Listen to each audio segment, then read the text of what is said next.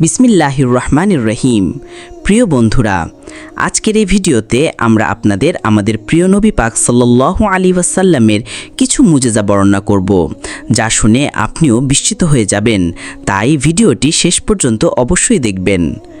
মসজিদে নববীতে একটি স্তম্ভকে হান্নানা বলা হতো। হান্নানা শব্দের মানে হলো চিৎকার করা বা আর্তনাদ করা।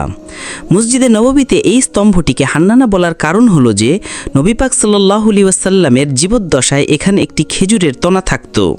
নামাজের পর রসুলে খুদা এই তনার সাহায্য নিয়ে মুসলমানদের উদ্দেশ্যে খুতবা দিতেন। এক মুমিনা খাতুন নামাজের জন্য রোজানা মসজিদে আসতেন। একদিন এই খাতুন প্রিয় নবী পাক সাল্লাল্লাহু আলাইহি ওয়াসাল্লামকে বললেন, ইয়া রাসূলুল্লাহ, আপনি বুড়ো হয়ে গেছেন এবং এখন আপনি নামাজের পর দাঁড়িয়ে খুতবা দিতে পারেন না। আমার ছেলে একজন বাড়াই, যদি ইজাজত দেন তবে আপনার জন্য একটি মিম্বার বানিয়ে দেবে এবং আপনি এর উপর বসে খুতবা দিতে পারবেন। নবী পাক সাল্লাল্লাহু আলাইহি ওয়াসাল্লাম তার এই পেশকশ কবুল করলেন। মহিলাটি তার ছেলেকে বললেন যে তিনি হুজুর পাক সাল্লাল্লাহু আলাইহি ওয়াসাল্লামের জন্য একটি মিম্বার তৈরি করুক। তিনি আপনার জন্য একটি মিম্বার বানালেন যার 3টি সিঁড়ি ছিল। তিনি তৈরি করে মসজিদে নববীতে নিয়ে এলেন এবং হুজুর পাক সাল্লাল্লাহু আলাইহি ওয়াসাল্লামের খুতবার জায়গায় এটি রাখা হলো। যখন সেদিন নবী পাক সাল্লাল্লাহু আলাইহি ওয়াসাল্লাম নামাজ থেকে ফারিগ হয়ে মিম্বারের দিকে তাশরিফ লে আনলেন, তখন তিনি যখন মিম্বারের দিকে যাচ্ছিলেন এবং এই খেজুরের তনার কাছাকাছি দিয়ে গেলেন, তখন তনা থেকে রোনার আওয়াজ উঠল, যা সমস্ত মুসলমানরা শুনলেন। এই রোনার আওয়াজে হুজুর পাক সাল্লাল্লাহু আলাইহি ওয়াসাল্লাম নিজেও মুতাসির হলেন। তিনি এই তনাকে সিনার সাথে লাগালেন, যার ফলে তা পস্তুন হয়ে গেল। তারপর তিনি এটাকে বললেন, এ খেজুরের তানা, তুমি ঘাবড়াও না। আমি তোর মতলবের খোদার কাছে দরখাস্ত করেছি যে তিনি তোমাকে জান্নাতের দরখত বানিয়ে দেবেন। এরপর তনা খামোশ হয়ে গেল এবং তার রোনার আওয়াজ রুকে গেল। বর্ণনা করা হয় যে এটি সমস্ত বনি উমাইয়ার যুগ পর্যন্ত মসজিদে বাকি ছিল। উলাদে মারওয়ানের যুগে হুকুমতের সময় মসজিদের যখন তৌসি হলো, তখন এটিকে কেটে ফেলা হয়েছিল। এক মুমিনা খাতুন 300 দিরহামের থলি নিয়ে নবী পাক সাল্লাল্লাহু আলাইহি সাল্লামের খিদমতে হাজির হলেন। তিনি এই রকমটি আপনার নজরে পেশ করলেন এবং আর্জ করলেন, ইয়া রাসূলুল্লাহ, এই দিরহাম গরিবদের মধ্যে তকসিম করে দিন। আপ সাল্লাল্লাহু আলাইহি সাল্লাম সেখানে মওজুদ একজন সাহাবীকে বললেন, এটির থেকে এই থলি লও এবং সোনার এই দিরহাম জমিনে রাখো। সাহাবী এই থলিটি খাতুনের সামনে উড়ে দিলেন। তাতে সোনার দিরহাম জমিনে গড়িয়ে পড়তে লাগলো। যখন খাতুন এই মঞ্জর দেখলেন, তখন তিনি হতবাক হয়ে গেলেন এবং বললেন, ইয়া রাসূলুল্লাহ, আমি তো থলিতে চাঁদির দিরহাম নিয়ে এসেছিলাম, এখন সোনার দিরহাম এতে থেকে কিভাবে বেরোলো? নবী পাক সাল্লাল্লাহু আলাইহি সাল্লাম বললেন, তাজ্জুব করো না, আমি বলেছিলাম যে দিরহাম সোনার আছে, আল্লাহ তাআলা এগুলোকে সোনায় তাবদিল করে দিয়েছেন।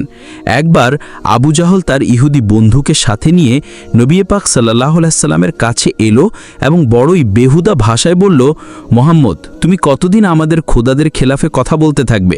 যদি তুমি তোমার নবুয়তের দলিল হিসেবে মুজিজা পেশ না করলে, তবে আমরা তোমাকে কতল করে দেব।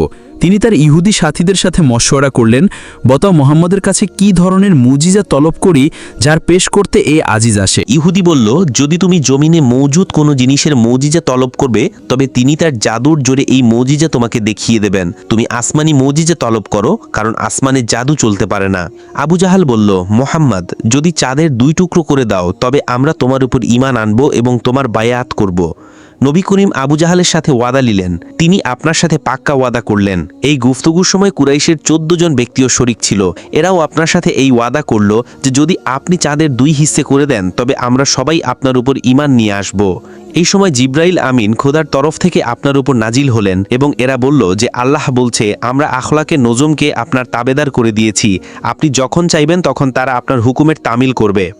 আল্লাহর ওয়াদা শুনে আপনি মুতমাইন হয়ে গেলেন এবং আপনি বললেন, যখন চাঁদ মুকাম্মিল হয়ে বদরে কামিলের সুরত উখতিয়ার করবে, তখন আমি এই রাতে এই মুজিজা পেশ করব। পরে 14 তারিখের রাত হলো। এই রাতে হজবে ওয়াদা পয়গম্বরে ইসলাম মোহাম্মদ মুস্তফা সাল্লাল্লাহু আলাইহি ওয়াসাল্লাম কুহে আবু কাবিসে চড়লেন। আপনার সাথে মুসলমানদের এক জামাত ছিল এবং অন্য তরফ থেকে আবু জাহাল তার ইহুদি বন্ধু এবং মুশরিকিনের গুরুহকে নিয়ে এলো এবং তারাও কুহে আবু কাবিসে বসে গেল। মুজিজা দেখানোর আগে আপনি এটাকে দোবারা আহতে পায়মান নিলেন। যদি চাঁদের 2 টুকরো হয়ে যায় তবে তারা আপনার নবুয়াতে ঈমান আনবে। তারপর নবী পাক সাল্লাল্লাহু আলাইহি ওয়াসাল্লাম তার মুবারক আঙুল দিয়ে চাঁদের তরফ ইশারা করলেন। তখন চাঁদ 2 হিস্সায় তকসিম হয়ে গেল। নিসফ হিস্সা তার জায়গায় রইল এবং নিসফ হিস্সা কাফি দূর চলে গেল। জব্বলে হীরা এই 2 হিস্সার দরমিয়ানে দেখাই দিচ্ছিল। রাসূলে আকরাম সাল্লাল্লাহু আলাইহি ওয়াসাল্লাম আবু জাহাল এবং মুশরিকিনদের বললেন, কি তোমরা চাঁদ ফাটা হয়েছে দেখতে পাচ্ছ? লোকেরা বলল, জি হ্যাঁ, এটা 2 নিসফ হিস্সা তকসিম হয়ে গেছে। যদি আপনি নবী হন তবে ইশারা করুন 2 হিস্সা এক হয়ে যাক এবং চাঁদ তার পেহলি হালতের দিকে ফিরে আসুক। আপনি ফির আঙ্গুলের ইশারা করলেন, তখন 2 টুকরো আপোষে মিলে গেল এবং চাঁদ আগের মতো দেখাই দিতে লাগলো। নবী পাক সাল্লাল্লাহু আলাইহি ওয়াসাল্লাম হাজিরিনকে বললেন যে এখন তোমরা তোমার ওয়াদা পুরো করো এবং ইসলামের এলান করো। এদের মধ্যে সির্ফ এক ইহুদি ইসলাম কবুল করলো, বাকি মুশরিকিন আপনার জিদে পড়ে রইল। কুফায় মুশরিকিনের মুস্তারাকা লস্করের ইয়ালকার গুবার রোক নেই। মুসলমানরা মদিনা গির্দ খণ্ডক খুঁড়তে ফায়সালা করল। এই সময় মুসলমানরা গিলার লেহাজ থেকে শক্ত তঙ্গিতে মুবতালা ছিল। খণ্ডক খুঁড়তে রাসূলে পাক সাল্লাল্লাহু আলাইহি ওয়াসাল্লাম এবং এদের সাহাবাও শামিল ছিল এবং এদেরকে বড় চরকে আপনার খণ্ডক খুঁড়ছিলেন। খণ্ডক খোঁড়া যাচ্ছিল, কিন্তু হালত এমন ছিল যে দিন দিন থেকে রাসূল খোদা এবং এদের সাহাবা কিছুই খায়নি। হযরত জাবির বিন আব্দুল্লাহ আনসারী রাদিয়াল্লাহু তাআলা আনহুর ঘরে একটি বকরি মওজুদ ছিল। যখন এরা দেখল যে রাসূল আকরাম এবং এদের সাহাবা ভুকে বেতাব আছে, তখন তিনি হুজুর পাক সাল্লাল্লাহু আলাইহি ওয়াসাল্লামের খিদমতে হাজির হলো এবং আর্জ করল, ইয়া রাসূলুল্লাহ, আমার ঘরে একটি বকরি মওজুদ আছে, আমি এটাকে আপনার দাওয়াত করতে চাই।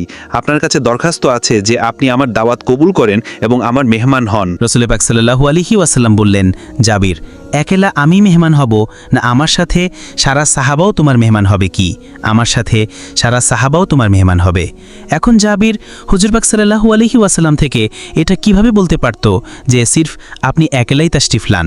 এরা ভাবল যে যদি আপনি সাল্লাল্লাহু আলাইহি ওয়াসাল্লাম বিলফাট সাহাবাকে সাথে লান তবে চন্দেহি আফরাদকে আপনার সাথে লাবে, কারণ তিনি শুনেছিল যে বকরি এক আছে। হযরত জাবির আরজ করল, ইয়া রাসূলুল্লাহ, আপনি আপনার সাহাবা সমেত তাশরিফ লান। এই সময় 700 আফরাদ খন্দক খুঁড়তে মশগুল ছিল। আপনি সাল্লাল্লাহু আলাইহি ওয়াসাল্লাম মুনাদিকে বললেন যে তোমরা লোকের মধ্যে এলান করো যে তারা জাবিরের ঘরে চলে এবং সেখানে গিয়ে খানা খাক। হযরত জাবির আপনার ঘরে এলো এবং আপনার বেগমকে এই সারা মাজরা বয়ান করল এবং বলল যে এত সাদা আফরাদকে আমরা কিভাবে খানা খিলাতে পারি। বেগম বলল, কি তুমি নবী করিমকে আপনার হুইসিয়ত থেকে আগাহ করেছিলে? জাবির বলল, জি হ্যাঁ। বেগম বলল, ফির তোমাকে ফিকর করার কোনো জরুরত নেই, রসুলে খোদা ভালো জানেন এদের কি করতে হবে। পরে গর্জে জাবিরের জৌজা গোশত পাকিয়ে দিল এবং এতে শোরবা কিছু জাদাই রাখল এবং কিছু রুটি পাকিয়ে দিল। দুপুর ঢলে হুজুর পাক সাল্লাল্লাহু আলাইহি ওয়াসাল্লাম শতেক সাহাবাকে নিয়ে হযরত জাবির রাদিয়াল্লাহু তাআলা আনহুর মকানে এলো। আপনি হযরত জাবিরের ঘরে দাখিল হলেন যেখানে তন্দুর জ্বলছিল। আপনি এতে আপনার লবে দহন ডাললেন এবং হযরত জাবিরের জৌজাকে বললেন যে রুটিগুলো আলি করে সুপুর্দ করো। হযরত জাবির বর্তনের মধ্যে শরবা ডালতে গেল এবং রসুলে খোদা বর্তন থেকে সাহাবাকে দিতে গেল। খোদা বরকত আতা করল এবং তমাম সাহাবা পেট ভরে খানা খেল। যখন 700 আফরাদ স্যার হয়ে রওনা হলো, হযরত জাবির রাদিয়াল্লাহু তাআলা আনহু বলতে আছে, আমি হাড়ির মধ্যে ঝাঁক করে দেখলাম তখন জুনকিত গোশত থেকে ভরা ছিল এবং ইউ মাহসুস হচ্ছিল যে এতে থেকে কাউকে কিছু দেওয়া হয়নি। প্রিয় বন্ধুরা, এই ছিল আমাদের প্রিয় নবীর শান এবং এই ছিল আমাদের প্রিয় নবীর মুজিজা, যা শুনে লোকেরা ঈমান নিয়ে আসতো। প্রিয় বন্ধুরা, যদি আপনারা ভিডিও পছন্দ করেন তবে কমেন্ট বক্সে সুবহানাল্লাহ জরুর কহে। মিলতে আছে আগলি ভিডিওতে, ফি আমান।